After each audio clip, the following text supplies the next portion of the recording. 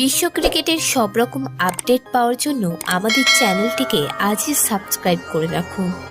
Toss জিতে প্রথমে fielding করার সিদ্ধান্ত নিয়েছিলেন মিচেল মার্শ। তার সেই সিদ্ধান্ত কোনো কাজেই এলো না। আফগানিস্তানের দুই ওপেনার 118 রানের জুটি তৈরি করলেন। আফগানিস্তানের ইনিংসের শেষ দিকে কামিন্স চলে উঠেছিলেন বল হাতে। আফগান ইনিংসের 18তম ওভারে শেষ বলে কামিন্স আউট করেন ক্যাপ্টেন রাশিদকে। 28 রান দিয়ে তিনি নেন 3 উইকেট। তিনিই ছিলেন অস্ট্রেলিয়ার সফলতম বোলার। জয়ের জন্য 149 রানের লক্ষ্যে ব্যাট করতে নামে অস্ট্রেলিয়া, কিন্তু তাদের প্রথম সারির কোনো ব্যাটারই সুবিধা করতে পারলেন না। দুই ওপেনার ট্রাভিস হেড ও ডেভিড ওয়ার্নার দ্রুত প্যাভিলিয়নে ফিরে যান। অস্ট্রেলিয়ার হয়ে ব্যাট হাতে একমাত্র লড়াই করলেন ম্যাক্সওয়েল। 41 বলে 59 রানের ইনিংস খেললেন তিনি। বাকি কেউই 2 অঙ্কের রান করতে পারলেন না। অস্ট্রেলিয়াও পুরো 20 ওভার ব্যাট করতে পারল না। 4 বল আগেই শেষ হয়ে গেল তাদের ইনিংস।